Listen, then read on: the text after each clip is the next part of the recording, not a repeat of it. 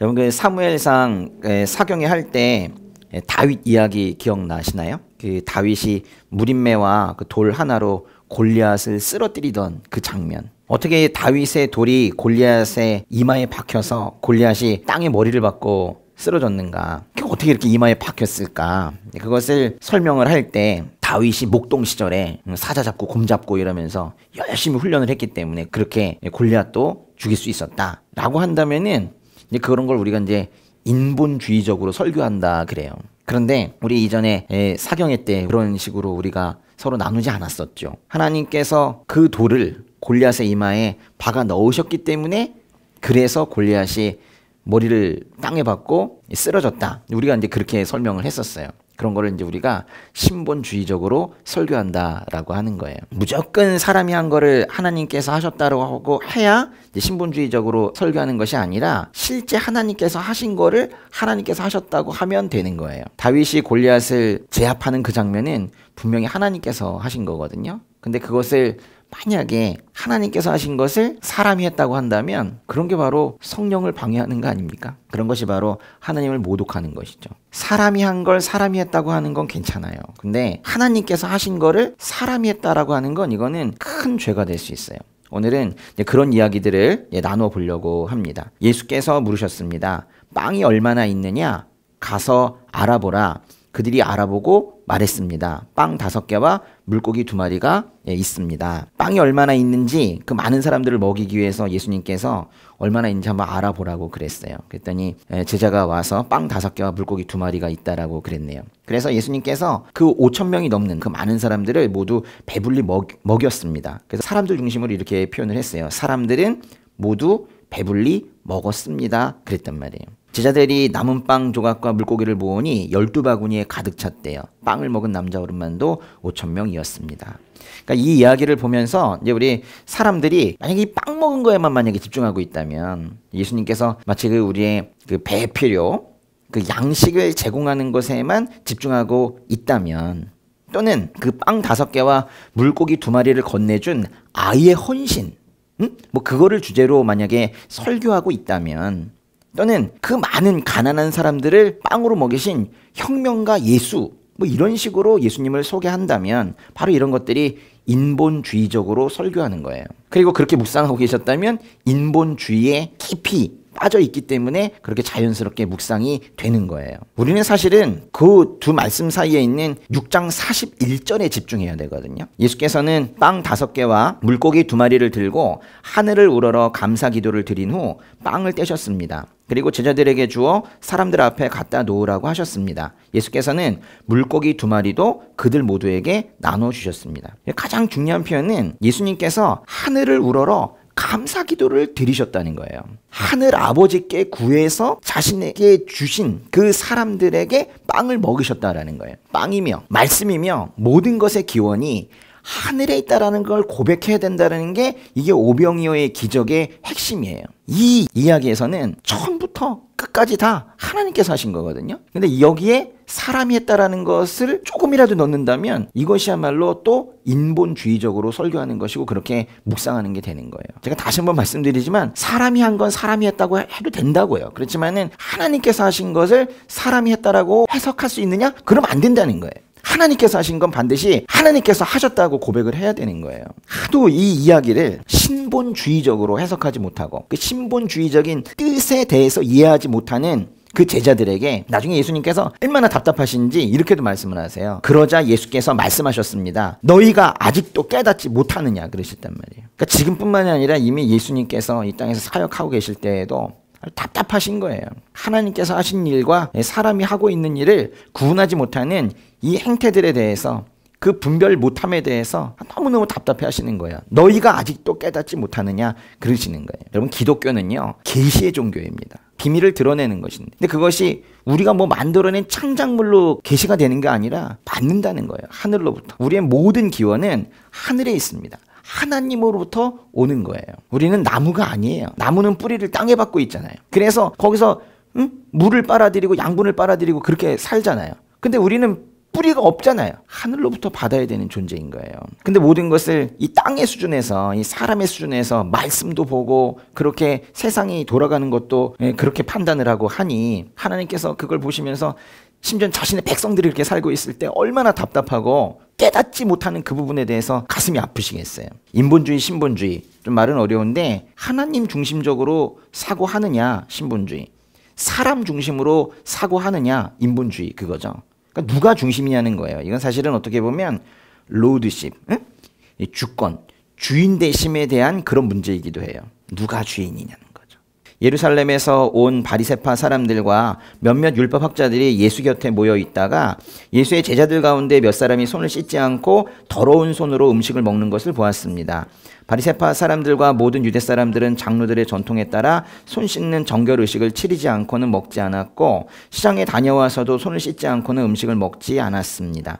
그들이 지키는 규례는 이것 말고도 잔과 단지와 녹그릇을 씻는 등 여러 가지가 있었습니다. 그래서 바리새파 사람들과 율법학자들이 예수께 물었습니다. 왜 선생님의 제자들은 장로들이 전해준 전통을 따르지 않고 더러운 손으로 음식을 먹습니까? 1절을 보니까 예루살렘에서 바리새파 사람들과 몇몇 율법학자들, 그들이 왔네요. 그러니까 예수님께 적대적인 사람들이 아주 멀리서부터 예루살렘에서 왔어요. 지금 예수님은 갈릴리 지역에 계십니다. 저 북쪽에. 그런데 저 밑에 있는 예루살렘에서 예수님을 보러 왔어요. 결코 좋은 목적은 아니었던 것 같아요. 그들이 예수님을 보러 온 목적 자체가 예수님을 특별히 조사를 해서 논쟁을 해서 예수님을 공경에 빠뜨리려는 그런 목적으로 온 거예요. 그래서 2절에 보시면 왔는데 그들이 뭘 봤네요. 예수의 제자들 가운데 몇 사람이 손을 씻지 않고 더러운 손으로 음식 먹는 거, 그걸 봤네요. 그러니까 지금 여기서는 논쟁의 핵심이 예수님이 한 것 때문에 그런 게 아니네요. 예수님의 잘못을 발견하려고 그 예루살렘에서 온 사람들이 본 건 예수님의 제자들이 손 씻지 않고 더러운 손으로 음식을 먹는 걸 본 거예요. 예수님의 제자들의 행동을 본 겁니다. 근데 결국 예수님의 제자들의 행동을 통해서 그것이 잘못되었다고 말하면서 결국에는 예수님을 부정하려는 게 그들의 목적이었겠죠. 근데 예수님께서 이것에 대해서 뭐라고 말씀을 하시나 보세요. 예수께서 대답하셨습니다. 너 위선자들에 대해 이사야가 예언한 말이 옳았다. 성경에 이렇게 기록됐다. 이 백성들은 입술로만 나를 공경하고 마음은 내게서 멀리 떠났다. 사람의 훈계를 교리인 양 가르치고 나를 헛되이 예배한다. 너희가 하나님의 계명은 버리고 사람의 전통만 붙들고 있구나. 예수님의 말씀을 잘 보세요. 손을 씻으라는 거예요? 말라는 거예요? 그런 말씀은 안 하시는데요. 지금 그게 중요한 게 아닌가 봐요. 손을 씻으라, 말라, 뭐 이게 중요한 게 아니라 예수님께서는 손을 씻는 행동이든 안 씻는 행동이든 또 다른 행동이든 간에 모든 행동에 있어서 중요한 거는 사람들의 전통, 사람들의 생각에 따라서 하는 것이 아니라 하나님과의 관계, 그리고 그 행동을 하는 우리의 근본적인 그 태도, 지금 그거를 말씀하고 계시는 거예요. 항상 예수님은 한 단계 위세요. 손 씻어야 됩니까? 말아야 됩니까? 이런 문제를 가지고 율법과 전통의 문제 사이에서 예수님이 혼돈을 겪기를 바랬던 그 예루살렘에서 온 율법학자들이 깜짝 놀랐을 거예요. 겨우 정결의 문제를 내세우는데 예수님은 그거에 위생의 문제라든가 율법의 문제라든가 전통의 문제라든가 이걸 뛰어넘어서 지금 하나님과의 관계 속에서 우리가 무슨 것을 하고 있는지를 말씀을 하고 계시는 거예요. 외적으로 옳게 보이는가 그렇지 않은가에 더 큰 관심을 쏟고 있는 그들에게, 형식주의, 율법주의에 빠져 있는 그들에게 예수님께서 크게 꾸중을 하고 지금 계시는 거예요. 또 이렇게 호통을 치시는데요. 너희가 하나님의 계명은 버리고 사람의 전통만 붙들고 있구나. 아주 큰 대조가 이루어지고 있습니다. 너희가 하나님의 계명은 버리고 사람의 전통만 붙들고 있구나. 뭘 버렸나요? 하나님의 계명을 버렸죠. 뭘 붙들고 있습니까? 사람의 전통만 붙들고 있습니다. 하나님과 사람, 계명과 전통, 뭔가 잘못되어 있다는 거예요. 결코 지금 손 씻는 게 지금 나쁘다고 하신 게 아니에요. 성경에서는 손을 씻으라고 그래요? 말라고 그래요? 손 씻는 얘기가 있습니까? 있어요, 여러분. 예, 성경에도 손 씻는 얘기들이 여기저기 많이 나옵니다. 근데 제가 이제 손 씻는 이야기들을 성경에서 한번 다 찾아봤었거든요. 근데 그 대부분이 어떤 말과 같이 나오냐면 나의 결백함 또는 나의 죄, 이런 말들과 같이 나와요. 그러니까 이 손을 씻는 이 행동이 자신의 죄를 씻어내는 어떤 상징적인 행동으로 자신이 결백함을 주님 앞에 드러내 보이기 위해서 또는 다짐하기 위해서 하는 그런 행동으로 손 씻는 이야기들이 나오고 있어요. 사실 모두가 죄와 관련되어 있습니다. 손을 씻는 그 행동 자체가 중요한 게 아니라 그 진정으로 죄를 씻어내는 거 있죠. 예수님께서는 지금 오히려 이제 그런 이야기들을 깨닫기를 바라시는 것 같아요. 예수님께서 손 씻지 말라고 하신 건 아닙니다. 손을 씻는 거는 분명히 필요하죠. 손 요새 뭘로 씻으세요? 비누, 그리고 또 알코올 뭐 이런 걸로 씻으면 되죠. 근데 요새 보면은 그 손을 씻으면서도 도대체 보이지 않는 거잖아요. 어디에서 뭐가 씻겨나가는지를 사람들이 알고는 씻는 것인지 저도 뭐 늘 저한테 의문을 품고는 해요. 그리고 심지어는 바이러스와 박테리아 이 두 가지에 대해서 구분은 하고 있는 것인지 그것도 사실 잘 모르겠어요. 박테리아랑 바이러스는 다른 건데요. 그 박테리아는 그 자체가 독립된 생명체입니다. 살아있으니까 죽일 수 있죠. 그래가지고 죽입니다. 몸이 죽이죠. 이상한 생명체가 들어오니까 우리 안에서 면역체계가 작동을 해가지고 죽입니다. 근데 그 전쟁하는 동안에 그 전쟁터에서 열도 나고 콧물도 나고 뭐 그렇게 되는 거예요. 근데 바이러스는 살아있는 생명체가 아닙니다. 근데 바이러스를 왜 그렇게 무서워하는 거예요? 바이러스가 들어와서 우리 몸의 세포를 감염을 시켜서 우리 몸의 많은 세포들이 나쁜 세포들로 많이 바뀌어 있을 때 그때 뒤늦게 파악을 하죠. 그래서 이제 우리의 면역체계가 뒤늦게 대응을 해서 싸우게 됩니다. 근데 이제 문제는 한참 있다가 그걸 발견하기 때문에 그리고 이제 그것에 대한 대응 체계를 마련할 때까지 그때까지 우리가 살아 있어야 되는데 면역 체계가 대응을 하게 되기 전에 우리가 이제 죽는 것이 이제 그게 문제인 거죠. 그렇지만 찾아내기만 하면 반드시 우리 몸이 이기게 되어 있긴 합니다. 여러분 교회예요. 박테리아가 들어오면 잡아낼 수 있어요. 너무나도 다른 사람, 하나님을 부정하는 어떤 사람이 들어와 있으면 박테리아가 갔기 때문에 금방 찾아낼 수 있고 내보낼 수도 있어요. 우리가 처음부터 대응을 할 수가 있어요. 그러나 인본주의라는 거 있죠. 인본주의는 이게 마치 바이러스 같은 거예요. 그 자체는 아무것도 아닌데 그게 이제 우리에게 들어오는 거예요. 우리에게 깊숙이 들어와 있지만은 처음에는 무증상으로 오래 갈 수도 있어요. 그게 이미 발현이 되어서 확진자가 되었을 때에는 이미 많은 사람들이 주변에 있는 사람들도 집단 감염이 되어 있는 경우도 많이 있습니다. 요즘 유명하시다는 분들의 설교를 들어보면 심각한 그 인본주의 바이러스에 감염되어 있는 설교가 너무 많아요. 설교자들만이 그런 것이 아니라 이미 믿는 분들의 생각들도 다 그렇게 되어 있어요.